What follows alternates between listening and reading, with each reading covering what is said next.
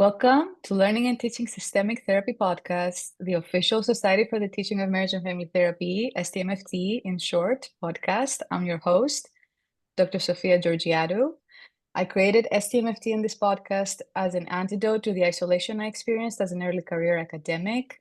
I also created STMFT in this podcast as a space to allow myself and my colleagues to share resources and bridge the way we do systemic therapy with the way we teach systemic therapy in our classrooms. Today, I have an amazing discussion lined up for you about deliberate practice. If you ever found yourself thinking, I sense that my students know the theory, but they still freeze up in the room, or when we do role plays, then this episode is for you. Deliberate practice, in my experience as a supporter, is not about rehearsing what you're already good at. It's about stepping into the discomfort of practicing a skill over and over again, targeting your growth edges, and sharpening your skills as a therapist, one micro skill at a time. So it's like taking your clinical skills to the gym with a purpose. So today's guests are going to break down for us how deliberate practice brings clarity, confidence, and precision into your teaching, your supervision, and your clinical practice. We have two amazing clinicians and educators with us, as well as a master's level student, all from Sentio University's MFT program. So grab your coffee, take a breath, and join us as we explore how deliberate practice is transforming the way we teach and experience systemic therapy. Here with us today, we have Dr. Tony Rousmaniere.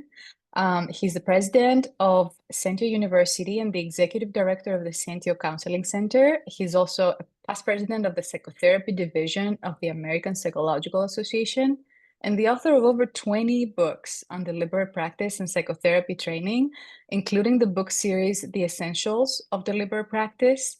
In 2017, he published the widely cited article in the Atlantic Monthly, What Your Therapist Doesn't Know. Dr. Rousmaniere supports the open data movement towards making clinical outcome data available to consumers, policymakers, and researchers by publishing his clinical outcome data on his website. He's a licensed psychologist in the state of California and Washington. Welcome. Thank you, Sophia. It's great to be here. Fantastic. I'm so glad you're here, Tony. All right, next up, we have Rocky Allemandi. He's a licensed marriage and family therapist in the state of California and a certified deliberate practice supervisor through the International Deliberate Practice Society. He currently holds the position of program manager for Santa Cruz County Children's Behavioral Health and serves as adjunct faculty in the marriage and family therapy program at Sentio University. Rocky brings extensive experience within the public mental health system, having served in various capacities, including clinician, clinical supervisor, and program manager positions. He's strongly committed to the advancement of high-quality mental health care, and he's dedicated to the training and professional development of emerging clinicians, with an emphasis on compassionate, accessible, and evidence-informed service delivery. Welcome, Rocky. Thanks so much for having me. Yeah, absolutely. All right. And finally, last but not least, we have Olivia Eng. She's a 20-year-old graduate student at Sentio University. She was born and raised in the Bay Area.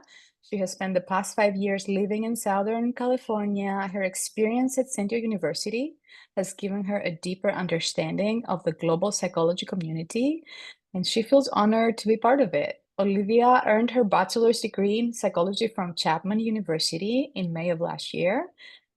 Prior to Sentio University's official launch, she participated in a short internship with the institution, and during that time, she was introduced to the concept of deliberate practice, which sparked her curiosity and made her realize what sets Sentio apart from other programs. At the conclusion of the internship, she was offered the opportunity to join Sentio as a student and enrolled immediately following her undergraduate studies. Welcome, Olivia. Thank you for being here. Hi, thank you, Sophia. All right, so we'll be exploring some questions about deliberate practice today and how it can be integrated in MFT training. And we will also discuss Sentio University's clinic to classroom or C2C method of teaching? So let's dive into our first question. This one is for Tony and Rocky. I would love to know a little bit more about the clinic to classroom method and how would you describe it in your own words. The way I understand it, it's about bringing real clinical work, recordings from your work with clients back into the classroom so you can process what's happening, right?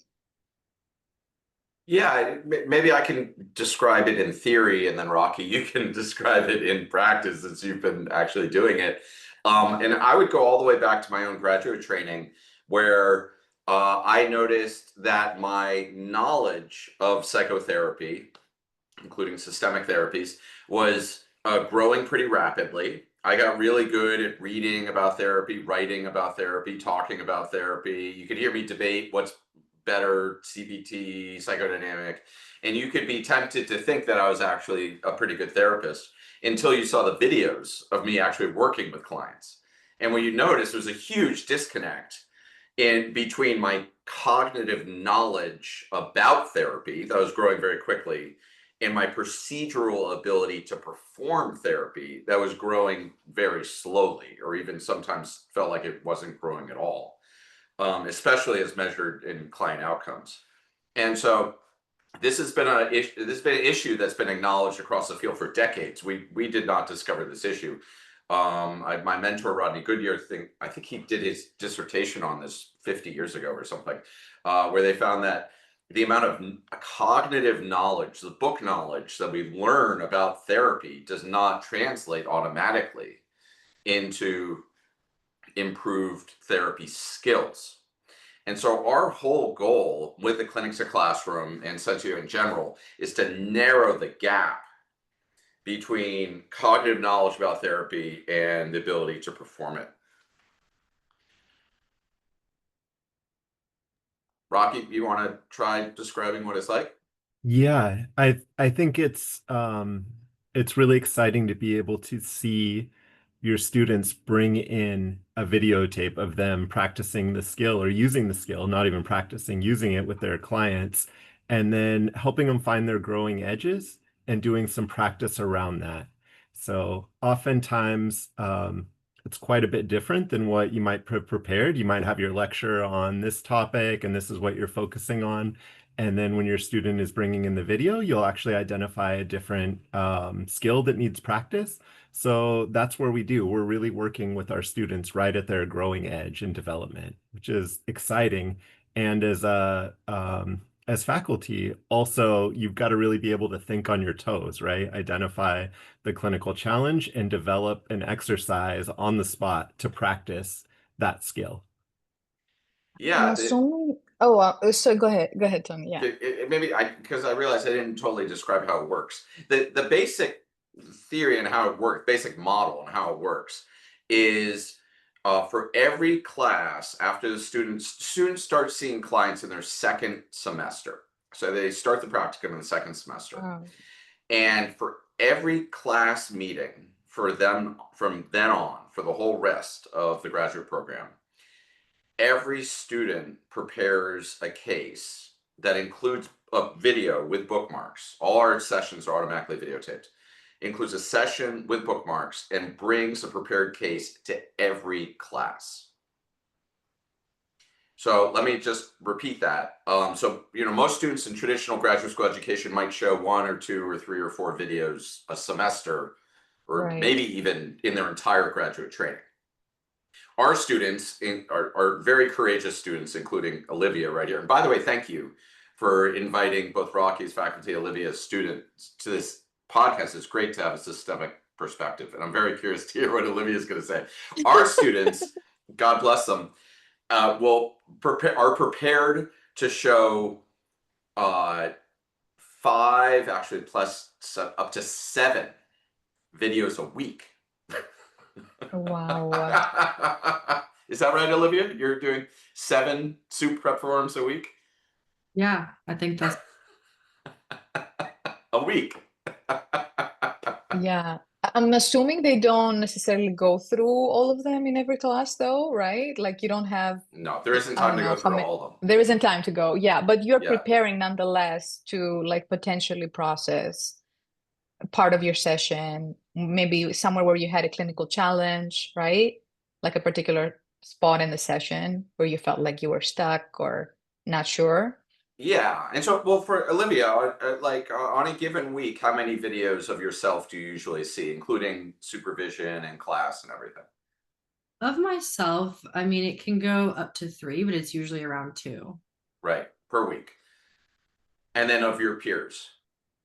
Wow. I mean, today we had a class and we actually saw 2 different students. So, and then every day we see, 2 in practicum, and then, I mean, it's about 7, if not more, every week.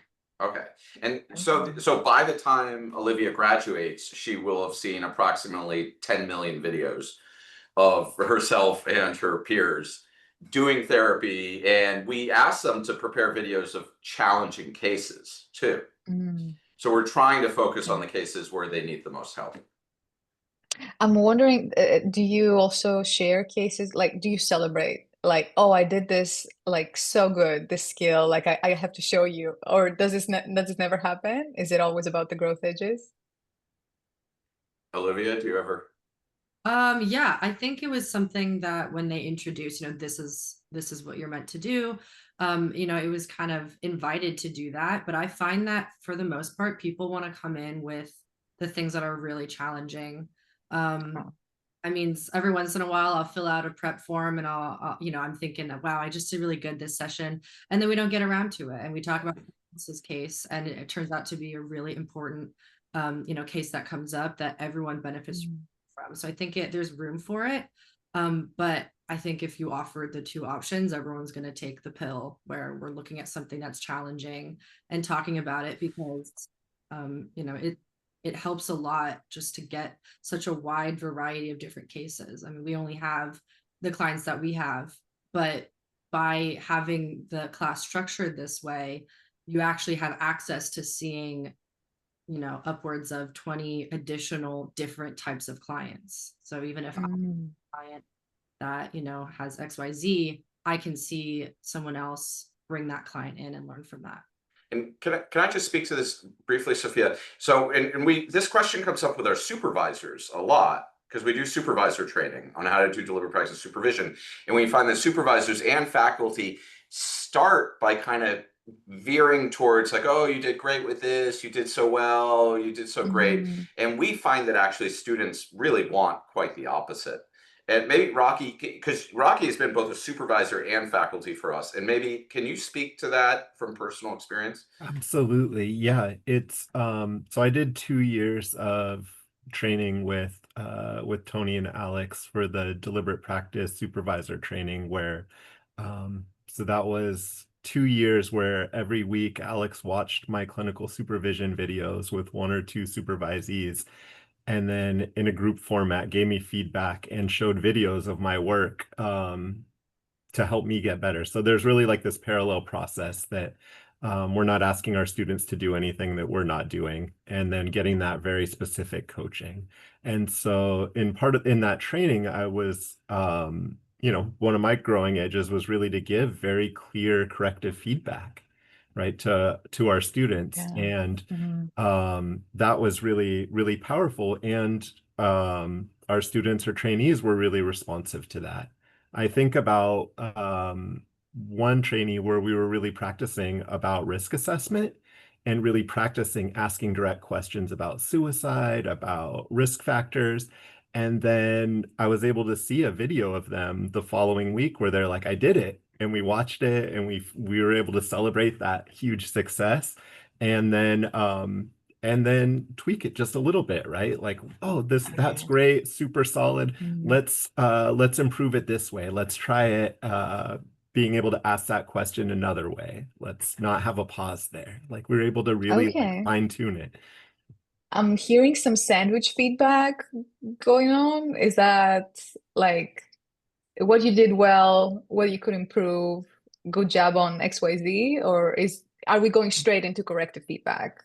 I don't think I don't think we always need the sandwich. I think one huge thing huge strength, I think, is that our students have really consented to being a part of like a very rigorous and intensive program where they're asking for and will be receiving feedback regularly.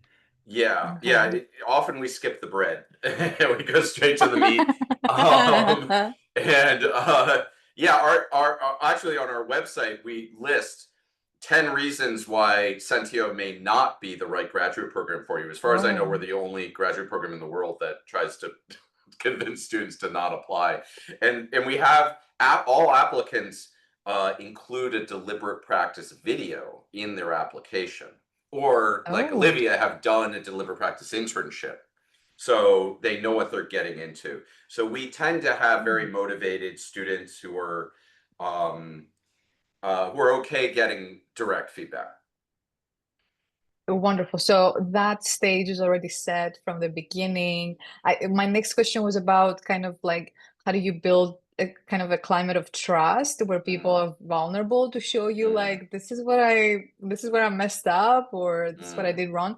It sounds like you're already setting up that for that outcome from the beginning, like from the application and For, admission stage. from the application, and even before the application, I've written articles that talk about my mistakes as a therapist. I've got videos on YouTube talking about my mistake. I showed the students a video. Olivia saw a video a few weeks ago of me doing a horrible session of therapy. I mean, it was just like It was really brutal. bad. It was Yeah. brutal, and the client dropped out. It wasn't one of Oh these my like, God. oh, it all ended up for the best. And it was while I was a licensed therapist. It wasn't me as a trainee. I was trying to learn a Yeah. new model of therapy. I was focused on the model. I didn't focus on the client. And it just Oh, and so we're kind of modeling, we call it a failure facing culture, meaning we face our failures and we kind of take the stigma out of the word failure, and we say this is how we learn. I Um, love it. I love it. I want to ask Olivia about her internship before we continue on to the next. I'm curious, this is between undergrad and graduate school, right? So can you tell us like what that looked like? Yeah, I was actually in my I was still in my senior year, my last year. Oh, okay. I was not really sure where I wanted to go past undergrad. I wasn't sure when I wanted to do grad school, what kind of program I was looking for. And all my friends in STEM and in every other basically facet of major was, well, I'm looking for internships, this and that. So I started looking and I learned that's not how the world of psychology works. You don't look for pre-grad school internships. The internship is the practicum, and that's while you're a graduate. Mm, But a professor that I was reaching out to said, hey, this university, they're trying to get started and they're outreaching. They want people to join this internship and check it out, and I thought, okay, well, yeah, I'll check it out. And it was I think it was like 3 hours on Friday for like 4 weeks. yeah, 4 weeks. Yeah. 3 or 4. It was about 12 hours total, basically. okay. And all we did was deliberate practice. And there was very brief introduction to it, but it mainly was like, let's just jump in, just do it. Don't think too much about it, just kind of do it. Um, I think at the start of the internship, there was maybe 8 to 10 people. And towards the end, it was me and one other student that stuck it out. And we were also the most responsive during the entire internship. And so I think Mm, people weren't sure. I was confused but still really intrigued and was like, I mean, it's 12 hours. I want to maximize these 12 hours and see what I can get from it. So having done the deliberate practice and then learning about oh, this university is going to start up and maybe there's an opportunity of doing this. So I had a very like forward thinking already mentality going into just applying because I knew exactly what it was that we were going to be doing. And then it was just kind of getting the ball rolling with everything else. But it was a really interesting thing to do because this was not something that no one talks about it pretty much. This was the first I had ever heard of it, especially in undergrad. They're not thinking about. mhm. And so it was really interesting um, to just learn about what it was, what it looked like, and that this was something that people can do as their training, and people can do it 20 years into being licensed. So that was pretty interesting. Okay. Oh my gosh. What a boot camp and a marketing plan at the same time. It's like a Yeah, and twofer. Yeah. yeah, I mean, it's also our way of kind of sussing out potential applicants. Like, is someone, Yeah. like Olivia said, not everyone makes it through the internship. Right. And, not everyone is it's up for this. It's harder than it has to be.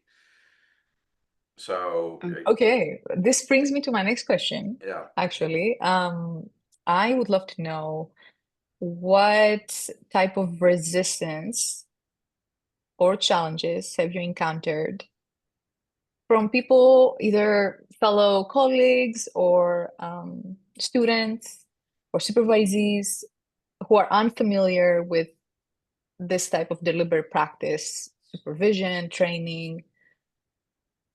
Could you share a little bit more about the challenges you faced from others, kind of the feedback that you got, the criticism, Yeah. and what was the response to that?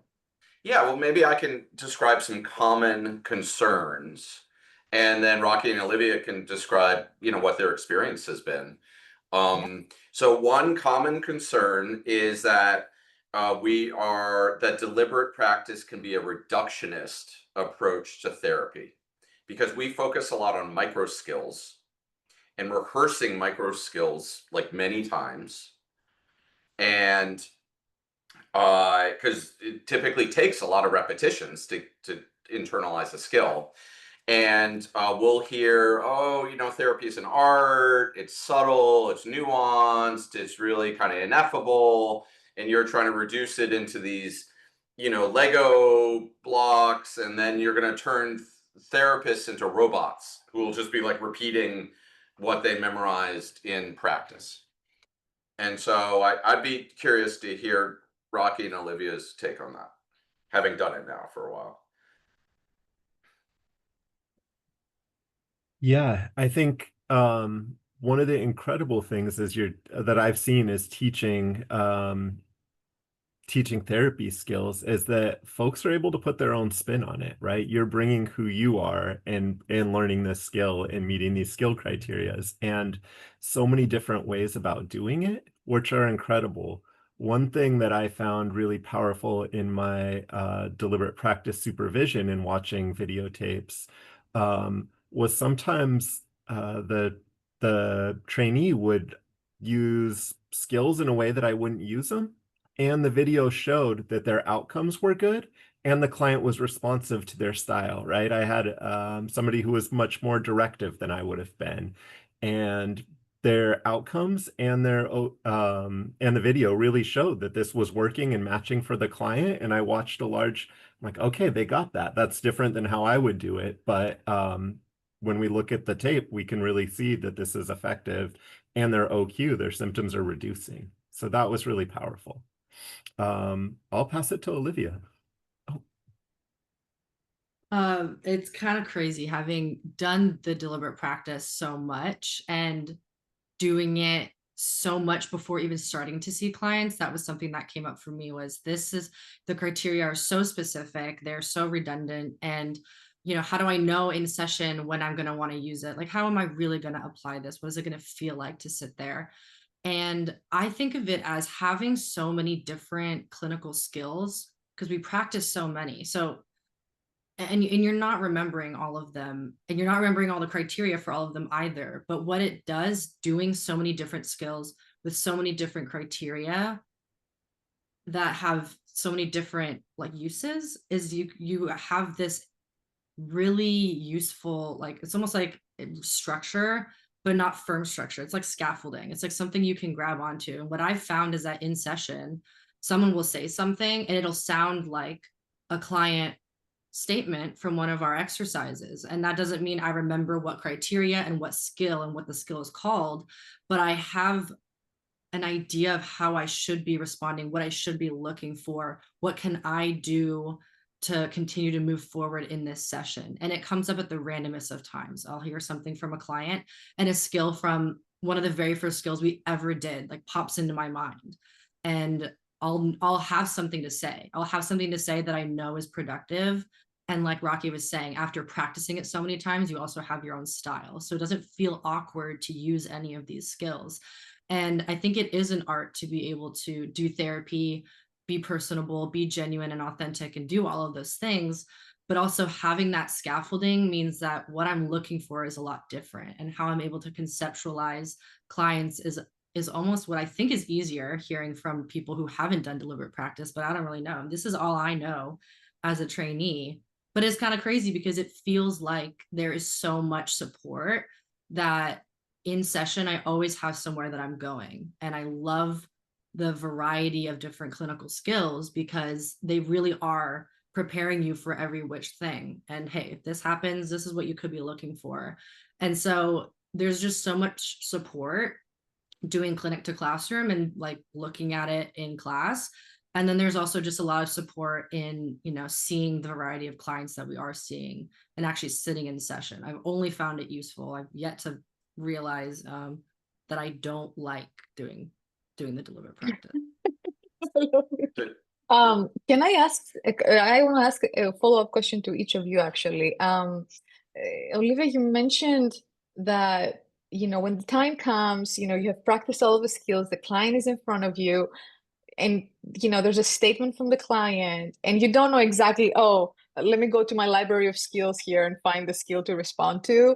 It's almost like muscle memory, like your brain knows what to do and how to respond in that moment just from the rehearsal practice of it. Is that what's happening kind of in your mind when you're with a client? I'd say it's very similar to muscle memory. I think that the part about it that's most exciting is that while it's muscle memory, it's like Tony was saying, is it's not robotic. There's so much clinical thinking that goes along with all of the skills. The way that the skills are taught, clinical thinking is folded into it. So there is no being robotic. There is no regurgitation. In fact, I think if you tried to use the skills in session as a regurgitation or as a robot, it would not work. It just wouldn't work. You have to have kind of both. And the way that it's taught is so important. That's why it is so useful, is because it can be both. There's so much structure and muscle memory, but there's also instinct involved in critical thinking. Yeah, and freedom also to be yourself or like be authentic in the room as a human being as well. And Rocky, I wanted to ask you, you spoke about outcomes and you said I could tell from the outcome of the session if the skill was applied in a meaningful, effective way. When you say outcomes, are you talking about like the client response on tape? Are you talking about like tracking outcomes after the Yeah. session? We do both. So getting to see the tape and how the client responds, but each client at the Sentio Counseling Center also fills out the OQ45 in advance of each session. So we can then see like, is the client improving? Are they at risk for decompensating? Are there risk factors coming up? And so each time we do a clinic to classroom or deliberate practice supervision, we do review the outcomes together and just see like, what are the risk factors? What's the progress? Do you have a good conceptualization of the case and is it moving forward? Or will that maybe be a piece of our work together? Like, do we need to spend some time on that too? Okay, I have not heard of the OQ45. I've heard of the outcome scale Yeah, it's the and the session rating OQ45. scale. Yeah. Think of it as like a much larger outcome rating scale. Okay. And the the outcome rating scale was actually kind of made to be a simpler version of the OQ45. Mm, So I can bring up another concern that people have about deliberate practice yeah, please if you do. want to hear. So another common one that I think it definitely has some legitimacy is that it takes time, it takes energy, it takes effort that could otherwise be spent reading about therapy, or for faculty it takes time away from lecture, right? Right. Mm. For students it takes time and energy away from writing papers and other more traditional Projects. academics Yeah. projects. And so I'd be Mm. curious to hear Rocky and Olivia's take on that. I'm sure Olivia is like, yay, no papers. All There's right. still papers. There's still papers? Oh yeah. Yeah, I think it's the getting to do the deliberate practice piece is so crucial to it, right? I would love to have the full time to be able to lecture. That's exciting to me. I like that.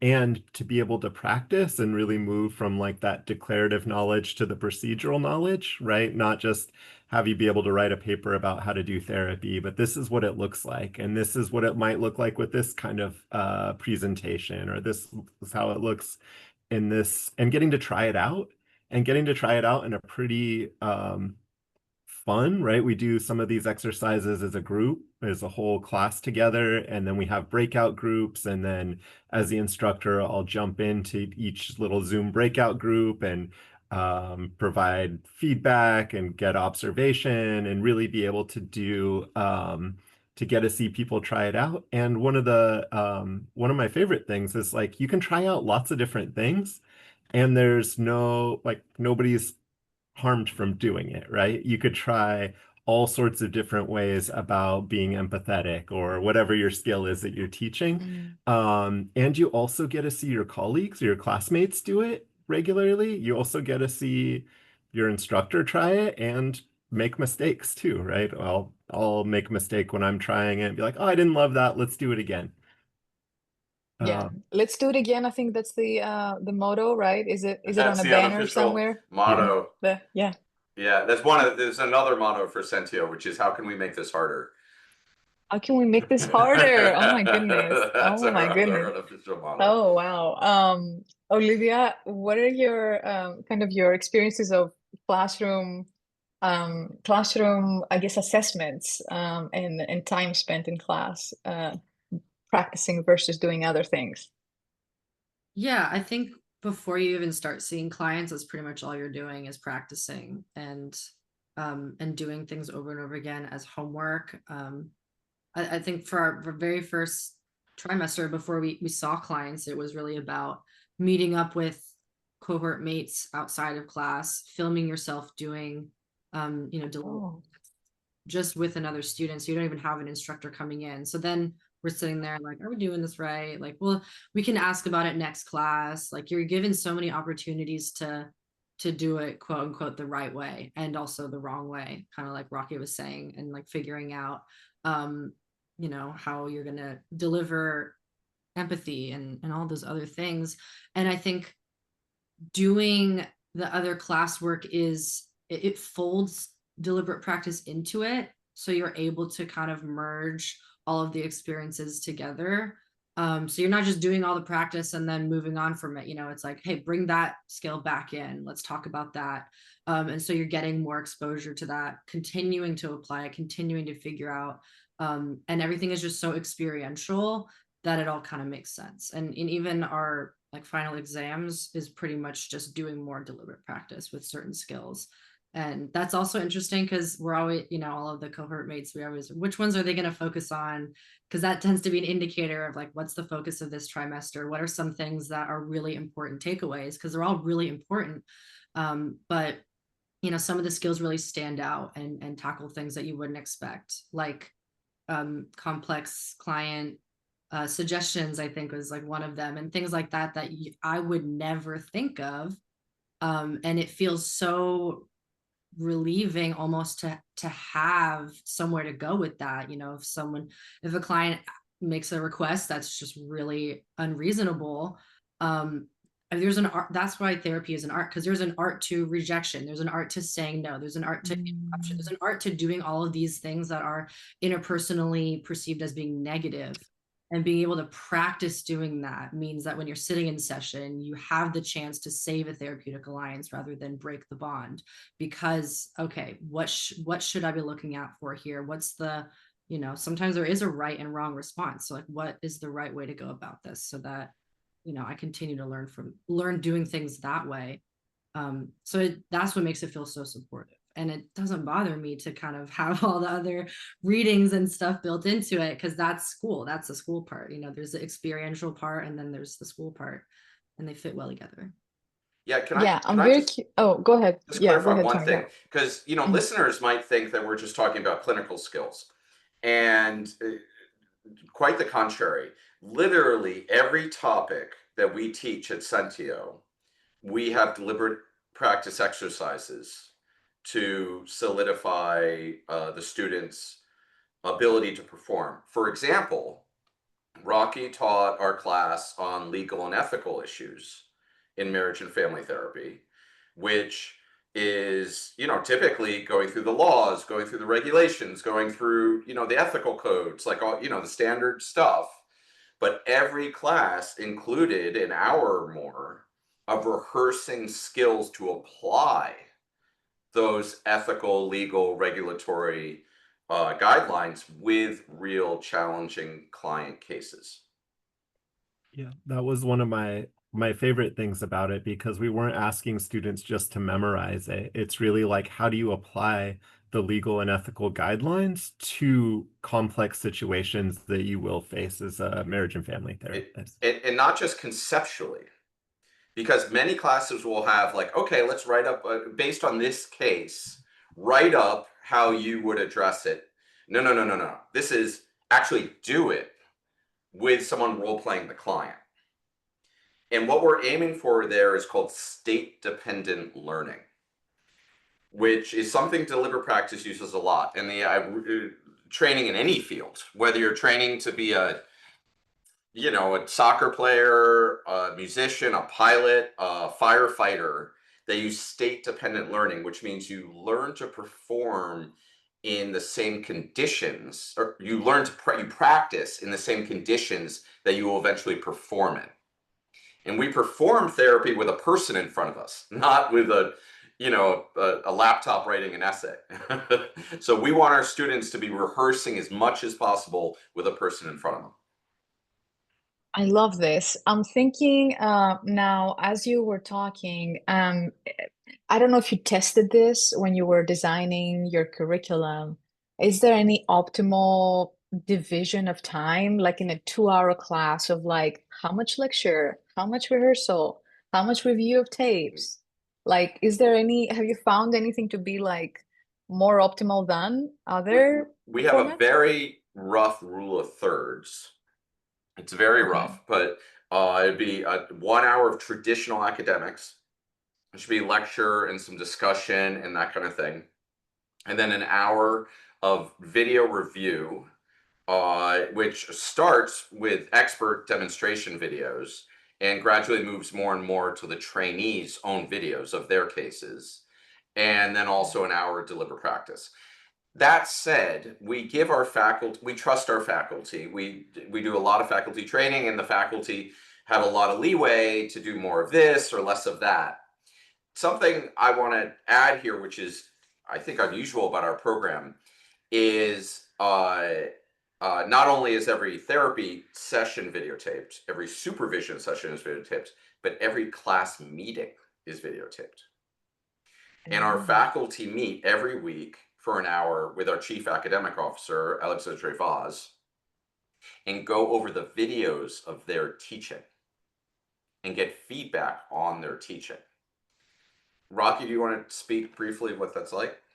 Yeah, it's I think that the deliberate practice supervision residency really prepared me for it, for getting used to getting feedback from an expert who's watched my tape in a group setting.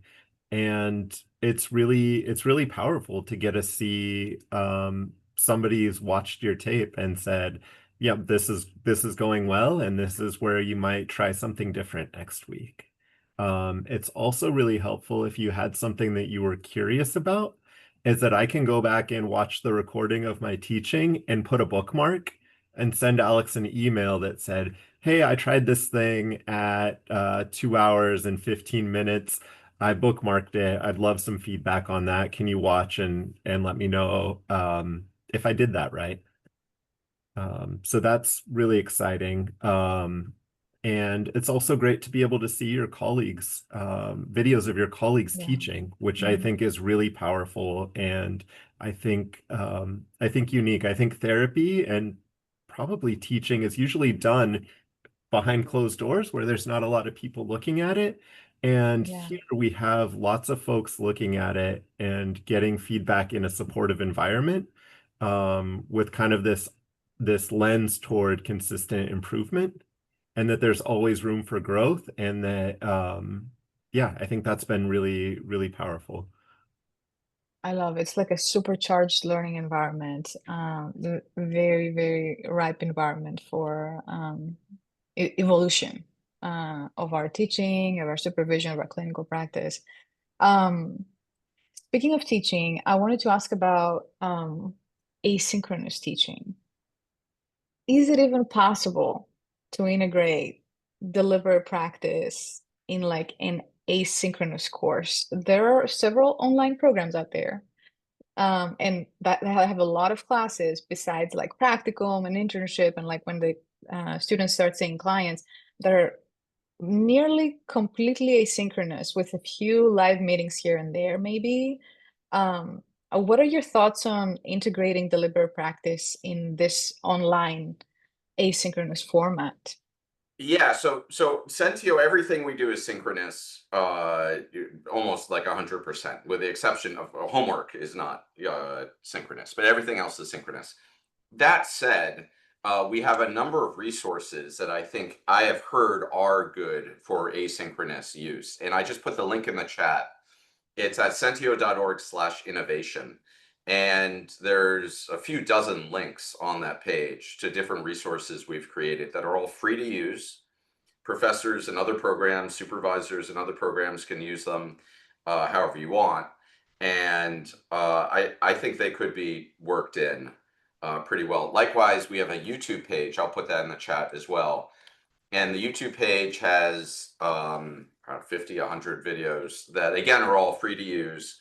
And I know professors who use those for asynchronous education. Wonderful. I have shared those before with colleagues and students, and we're going to put them in the show notes for sure, so people can click and get access wherever they listen to their podcasts. Any other thoughts on this question? I think the one challenge with not having a live instructor is that tailored feedback that you can receive Mm, in real time, right? Sometimes people will hit the criteria, but maybe miss the micro skill of the tone of their voice or the pacing. And so, you were able to hit criteria 1, 2, and 3, but here's the micro adjustment that I would recommend, and let's try that again. I think you could miss that opportunity, though, if you're doing it and recording it, and somebody is then giving you feedback, not in real time, but you're still able to get that feedback. I think that's also really powerful. wonderful. Okay. I do want to reserve some time to talk about AI before we Oh, head yeah. out today. Great. There's so much happening in this Yeah. space, in the mental health space right now. I know you are doing some research already in this space, and you're very interested in the utility of it. I'm wondering if you have any thoughts you want to share right off the bat, Tony, on like um, the potential Yeah. for AI, like AI tools in training. Anything you want to share?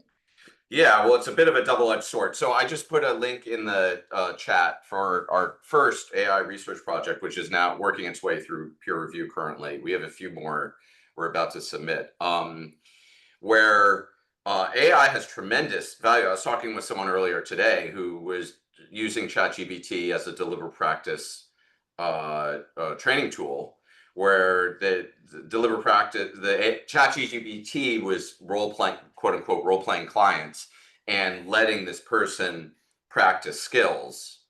And sometimes, from what I've seen, ChatGPT can give good performance feedback. Now it's two-dimensional because it's just written. So there's a lot, like Rocky just said, where tone of voice and pacing and all that, you're not going to get that. And also, ChatGPT does not create a stressful environment the way that a human. Many of us have found that helping clients can sometimes feel stressful because the client is really stressed, and we have a functioning limbic system, and we feel that stress. We're attuned to them. That's a good thing. But we have to learn how to perform while feeling that stress, right? To not disengage, to not just constantly try to make the client feel better no matter what, right? We have to be able to kind of tolerate those painful feelings. And it's going to be hard to learn how to tolerate painful feelings while talking with ChatGPT, just for obvious reasons. So I am very positive about the potential role of AI, especially with video avatars and all that as that's coming around. Though there's a double-edged sword to that, which is as AI gets better and better and better at role playing a client, it's also getting better and better and better at being a therapist.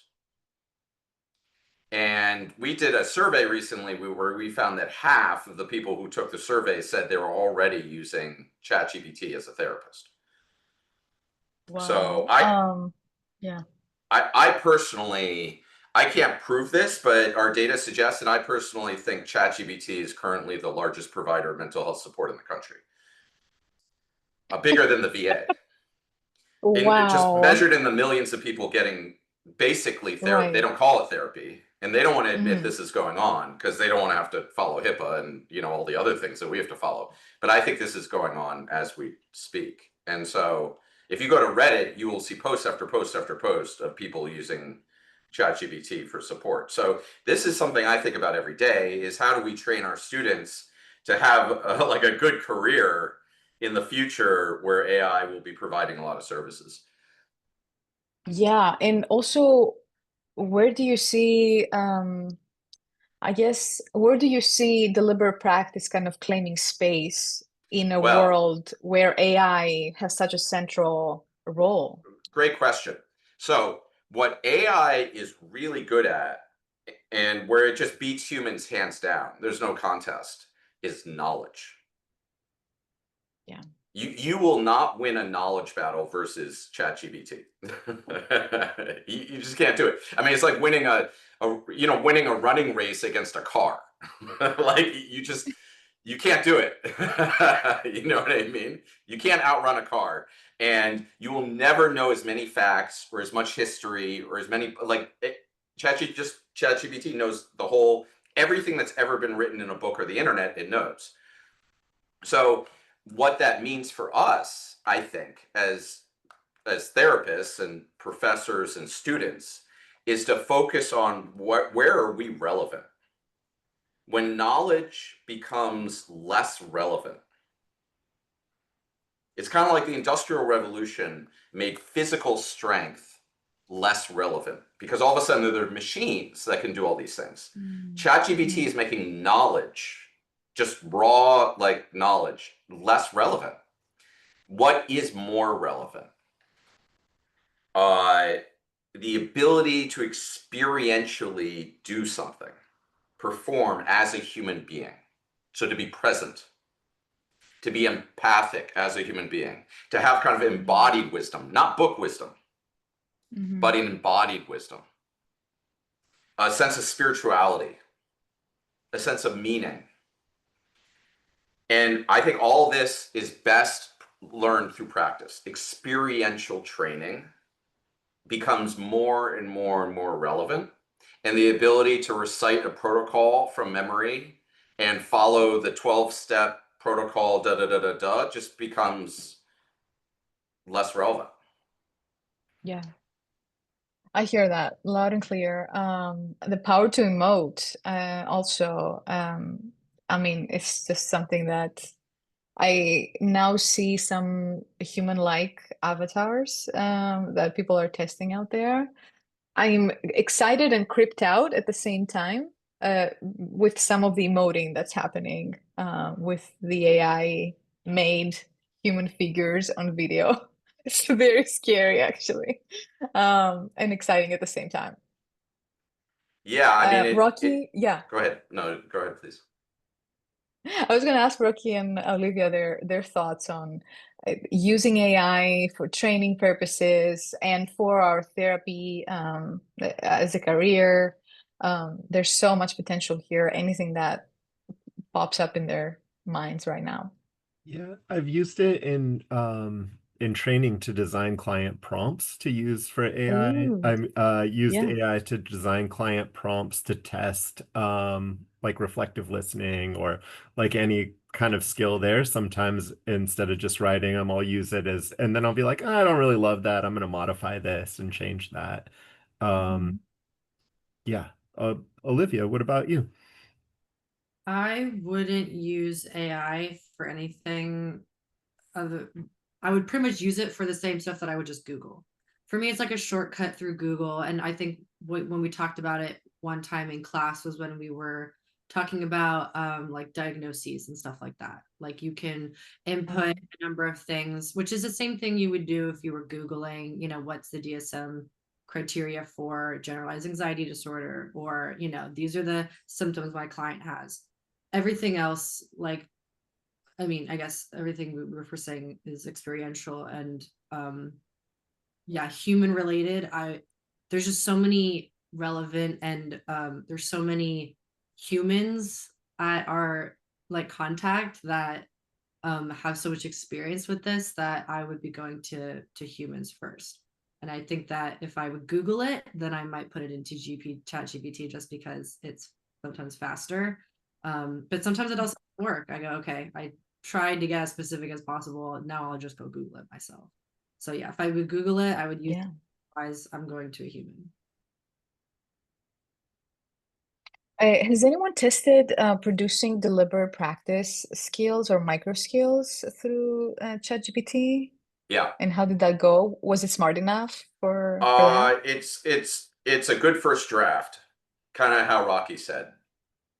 It can give, especially as you learn to prompt it and then that kind of stuff, it gets better and better and better at first drafts. And then, but you typically have to go in and because it usually makes some pretty critical errors and you have to tweak it this way and that kind of thing. But I mean, it's entirely realistic to think that in a few years or 5 years or definitely 10 years, you know, it's not going to be first draft anymore. It's going to be, you know, this is the very early days. And so there is a real question. What will, I mean, there's already been studies showing, and it's in the link I put, there's a paper there with a lit review. There's been multiple studies that show that ChatGPT can beat human therapists in ratings of empathy on written therapy, as rated by both Wow. clients and therapists. So there is a question of what are therapists going to do in the future. And I do think that I don't know when. I don't know if it'll be 2 years, 5 years, 10 years, or 20 years. But at some point, there's going to be a human therapist. You see, I even have to say human therapist. There'll be a human therapist and an AI, and it'll be a treatment team. Because the AI does have certain advantages. Like it's available 24/7 and your human therapist is Sure. not. It's Yeah. basically free and your human therapist are not. The AI, like ChatGPT, if I say, you know, I'm from this little town in in India, you know, it knows that town. Like it knows what happened in that town 50 years ago. Like it knows my dialect. It knows all these things that as a human therapist, there's no way you can have that kind of knowledge. Right. So I think the two together, given enough time, can make a really strong team. But there's a number of safety issues and safeguards and stuff that have to be worked out first. I know. I would love to see therapists being more active in advisory boards and policy making around the use of AI in the therapy space. I do think we're going to be working side by side in the future. So Yeah. yeah, it's in our best interest to work with, not against, at this point. Yeah, right now it's this interesting situation where the AI companies want to pretend it's not happening because they don't want the Yeah, liability, and therapists don't right. believe it's happening. So Yeah, between the two, it's like no one's talking about it, but it is happening. sure. And yeah, so we are working that into our curriculum over time. The issue is it's happening so quickly. We're trying to kind of keep up with it as it happens. I know. It's like drinking water out of a fire hose right Yeah. now. All right. Well, I want to say a very big thank you to all of you, our fantastic guests, Dr. Rousmaniere, Rocky, Olivia, for sharing their experiences on deliberate practice. and its amazing impact on their teaching and learning. Tony, how can listeners interested in your work reach out to you? Yeah, I mean, I think the Sentio website, and you can put it in the show notes. And there's, if they want to reach out to me, there's my email and contact information there. But I would encourage listeners to go to our innovation page or go to our YouTube page and watch the free videos. Alex made great video demonstrations of deliver practice where you can, a lot of this stuff is kind of theoretical until you see it. Once you see it, you're like, oh, I get it. And then there's resources that faculty can use. Our goal is not just to build a good program, but really to help all the other programs start using these resources. So please take them and use them, and let us know what works best for you. Fantastic. Rocky, how can listeners interested in your work reach out to you? Yeah, thank you. I also through the Sentio website would be the best way. And yeah, look forward to connecting with folks. Wonderful. And okay. Can I just briefly, something we didn't talk about, Rocky, his main job is working as a manager. Is that right, Rocky? Yeah. At Stanford. And he has done, he's very humble, but he has done tremendous work in bringing deliberate practice to a large agency. And it's not easy to do. And so I would encourage folks who are trying to do that to reach out to Rocky for advice. I know when I have questions about that, I go to Rocky. In terms of, we would call that implementation of deliberate practice. I hope it's okay. I said that, Rocky. Implementation consulting, right there. Yes. Yeah. I love it. If you have an agency and you would like to implement deliberate practice, I would recommend hiring Rocky to do that, because he's one of the top people in the world now in terms of experience doing that. Fantastic. Wow. Rocky, you must be so proud. And also, yeah, if you are in an agency like Tony said, and you feel like you're swimming upstream, get some help, and Rocky is your person to go to. Yeah. All right. I hope you found today's discussion both enlightening and inspiring. Follow us on the Learning and Teaching Systemic Therapy podcast, wherever you listen to your podcasts. We have more exciting episodes coming up every month. Thank you for joining us today. Until next time.